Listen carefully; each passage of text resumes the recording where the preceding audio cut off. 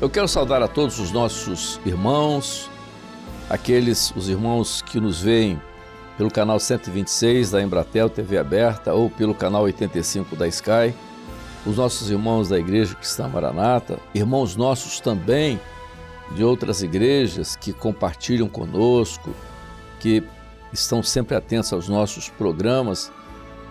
A todos a paz do Senhor. Nós vamos dar continuidade ao tema que nós estamos abordando nesses últimos programas, que é sobre o livro de Atos dos Apóstolos, logo depois da vinheta.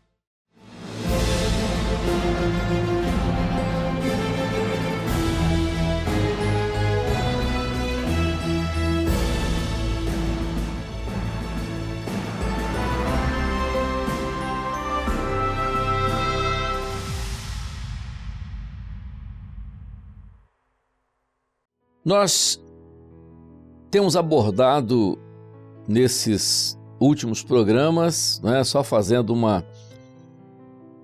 trazendo uma pequena síntese do que já foi dito até agora, nós temos falado nos últimos programas sobre o livro de Atos dos Apóstolos.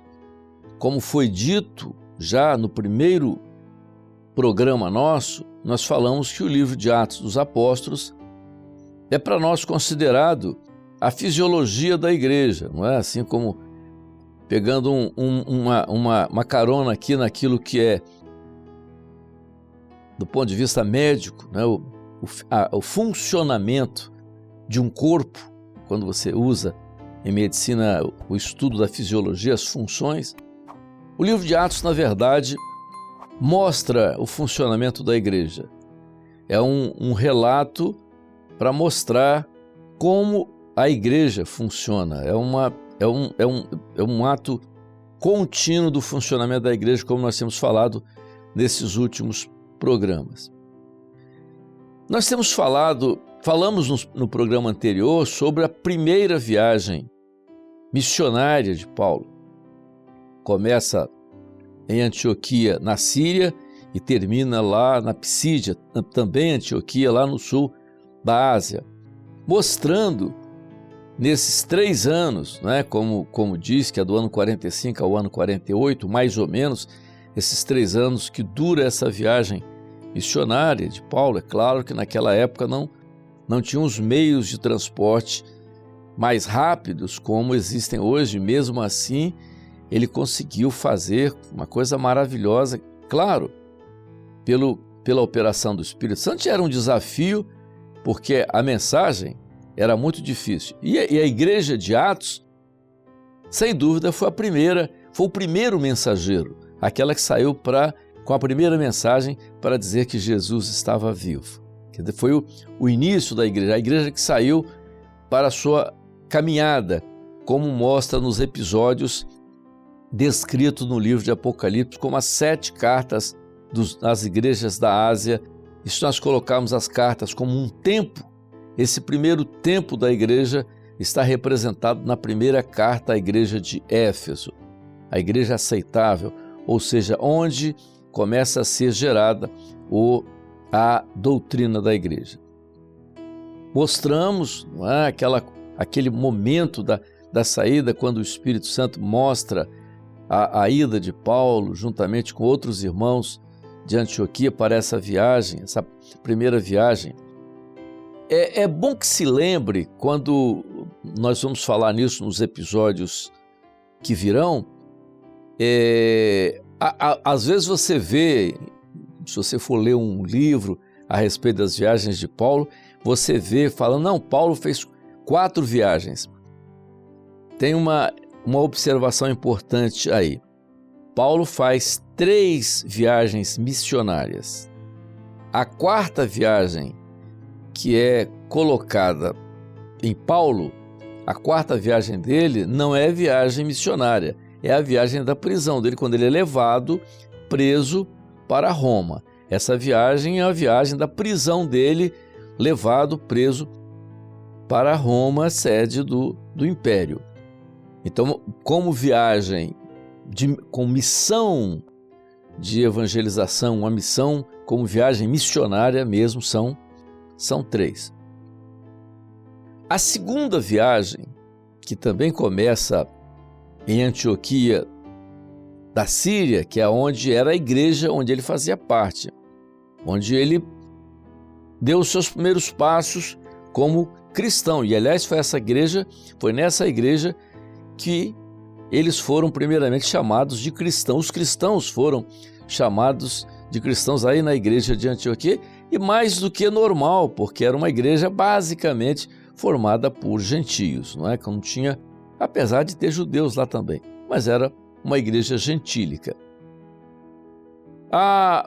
Toda a expectativa da primeira viagem, e nós vamos falar na segunda viagem, que também sai de Antioquia, mas ela já entra agora outros participantes dela, como Barnabé, também a direção deles, Listra, Derbe, toda aquela região da Ásia.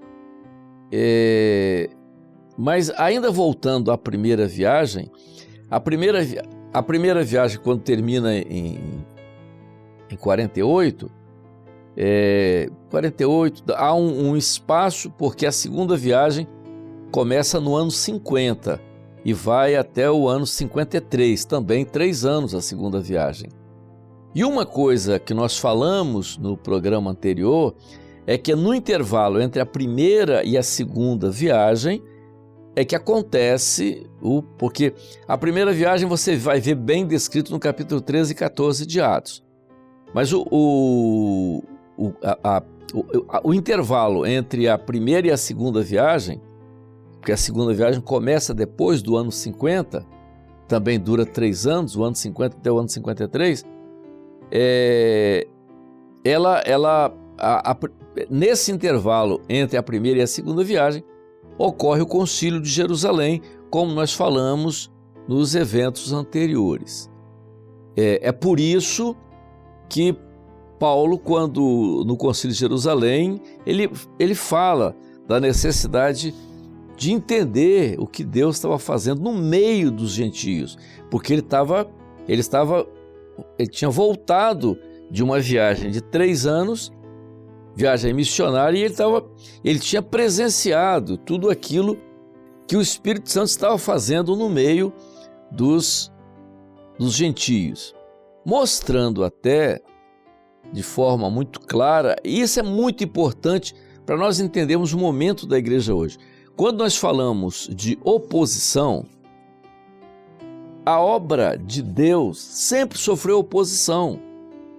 Se nós pegarmos a Bíblia em todo o seu enunciado, desde o Gênesis, você vai ver momentos de oposição. Você vai ver dentro da Bíblia, lá no Velho Testamento, homens que agradaram a Deus e homens que não agradaram a Deus. Vocês viram uma obra realizada e colocada pelo Senhor como dele, e uma obra que não tinha nada a ver com ele. Então você vai ver isso todo o Velho Testamento. Homens que agradaram a Deus, homens que não agradaram a Deus, homens que fizeram oposição às coisas de Deus, mesmo aqueles que um dia conheceram, tiveram experiência, mas desagradaram, trocaram. Então há muita coisa disso no Velho Testamento. Na época de Jesus também. O exemplo clássico dentro do ministério de Jesus foi Judas, que é do meio ali, quer dizer, conviveu com Jesus, viu todos os sinais, tudo aquilo que aconteceu no ministério de Jesus, e no final ele toma aquela posição, uma posição de oposição e dentro da oposição de traição ao ministério de Jesus. No Novo Testamento também, não é? Exemplos claros, Paulo cita o exemplo de Demas e tudo mais. Então, a saída da igreja a primeira viagem de Paulo foi importante para o Concílio de Jerusalém para mostrar as oposições que aconteciam, como eu falei no programa anterior. Quando ele parte da primeira para a segunda viagem, já na segunda viagem, ele já começa a escrever cartas.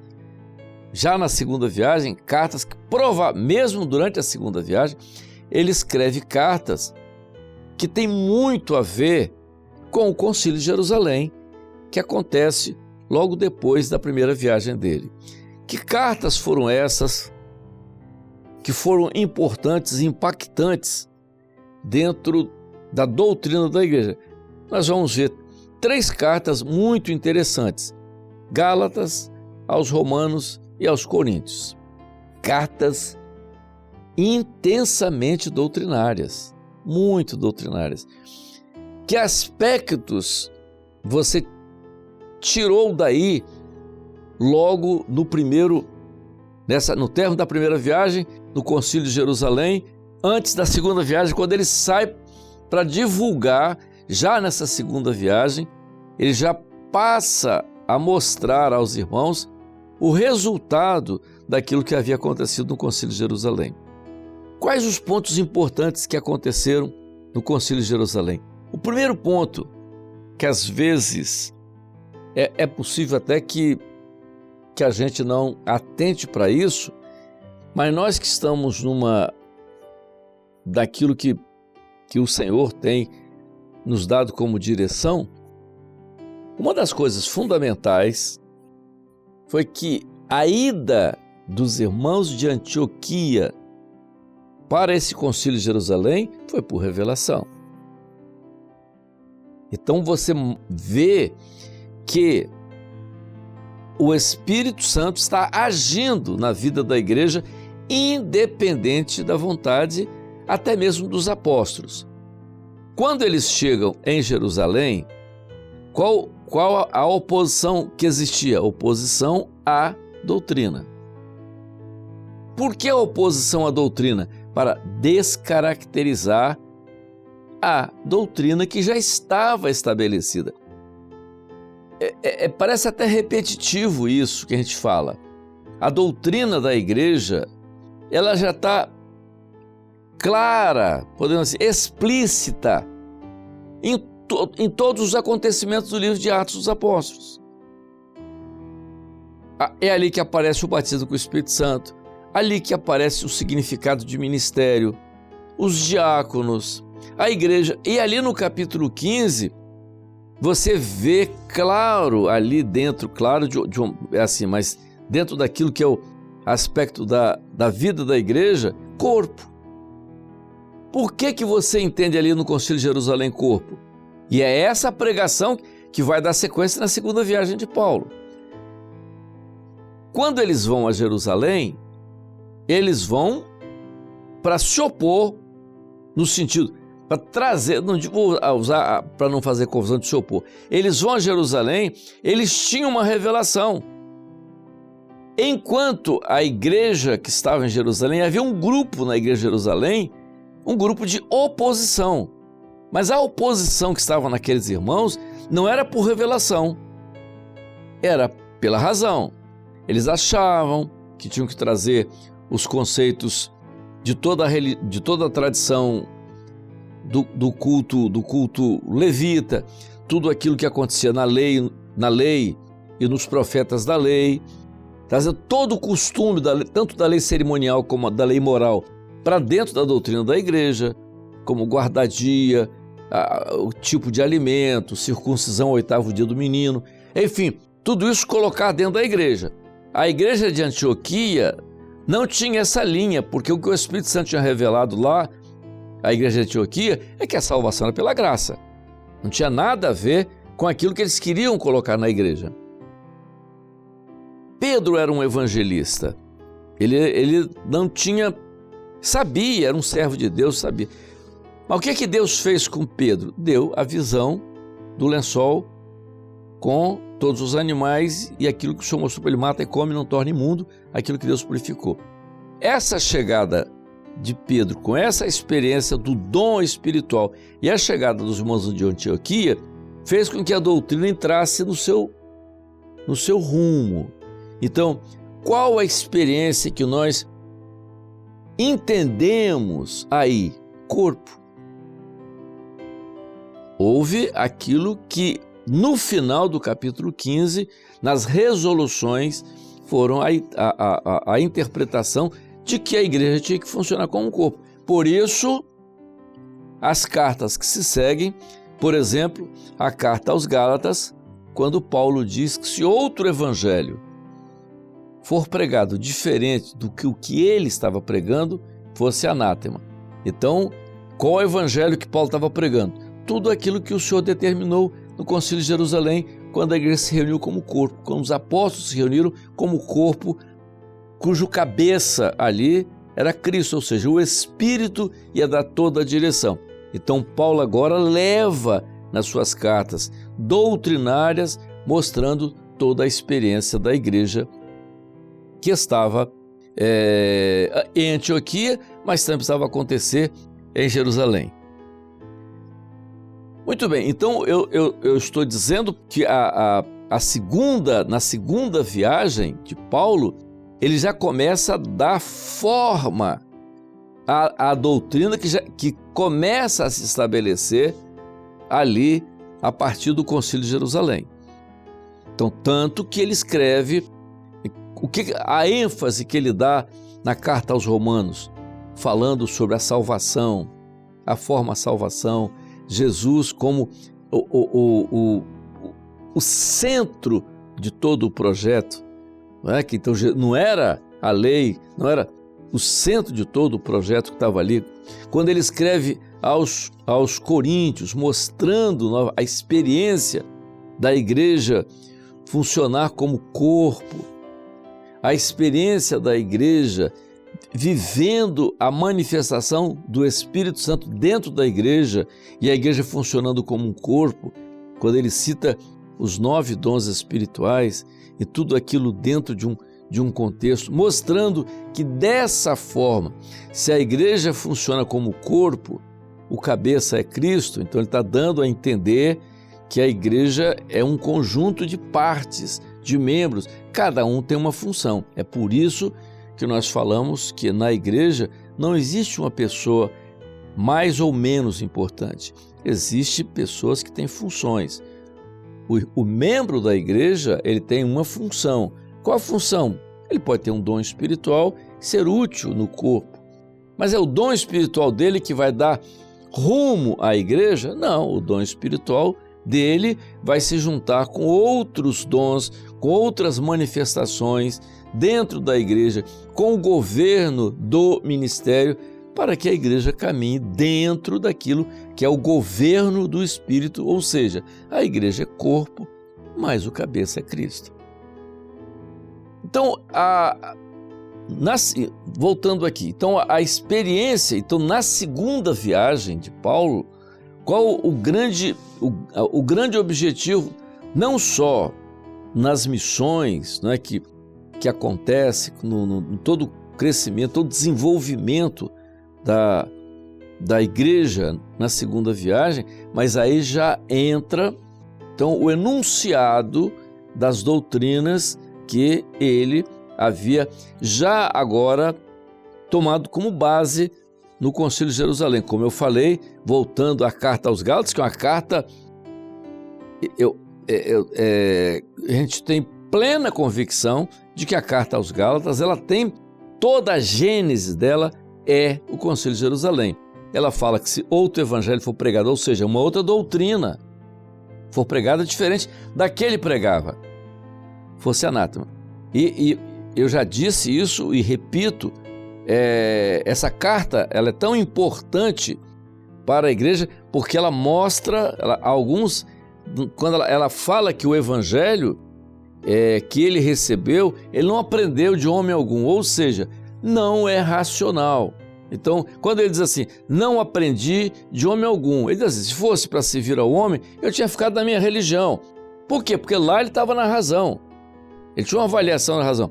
Então, mas o que eu preguei, eu aprendi por revelação. Então, a revelação que deu a direção dele para pregar o que ele pregava. Então, ele diz o seguinte, ele faz uma colocação, é claro que o Espírito Santo, porque nós cremos que a palavra, né, como ela está aqui, ela é uma inspiração do Espírito Santo, e o Espírito Santo, tudo que está colocado aqui não foi por acaso.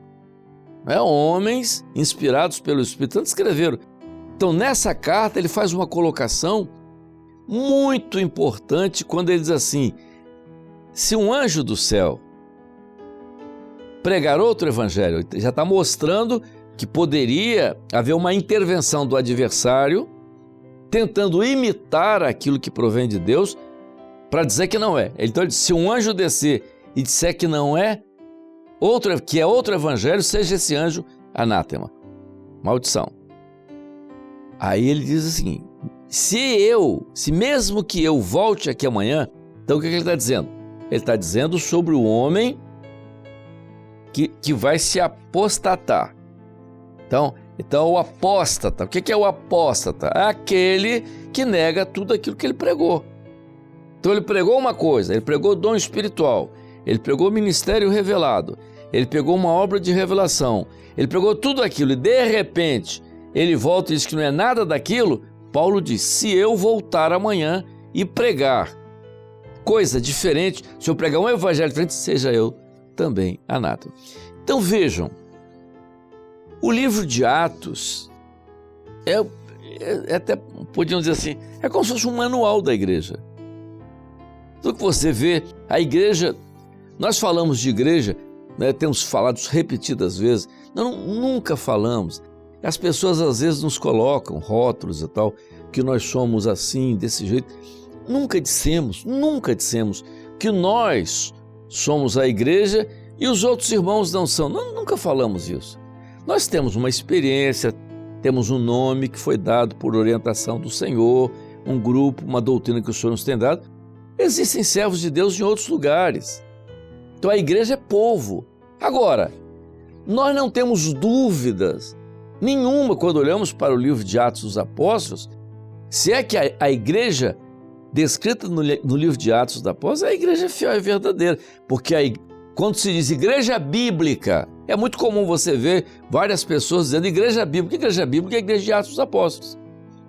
O que é a igreja bíblica? Batizada com o Espírito Santo, ministérios por revelação, por proféticos, uma palavra que não é da razão, que tem que ser por revelação, dons espirituais, é o que está no livro de Atos. É o que está descrito no livro de Atos. Então essa é a igreja do livro de Atos. Paulo não cria nada, ele simplesmente descreve aquilo que ele viu funcionando na vida da igreja. Nós vamos parar por aqui, vamos continuar no nosso próxima semana falando mais sobre a segunda viagem de Paulo e a ênfase nessa segunda viagem, todos os locais que ele passou, entendeu? Mostrando agora já a consolidação da doutrina e da experiência que veio desde a primeira viagem. A primeira viagem foi muito importante, ele consolida a primeira viagem, já agora de posse de uma doutrina no corpo para caminhar na segunda viagem missionária que vai do ano 50 ao ano 53, com ênfase já a tudo que o Senhor tinha mostrado no início, especialmente nas definições disso que ocorre no Concílio de Jerusalém, que ocorre, né, no ano 50, por aí mais ou menos, Concílio de Jerusalém 50, uns dizem 51, mas nessa fase aqui, então ele ocorre depois da primeira viagem, mas antes da segunda viagem. A paz do Senhor, até a próxima terça.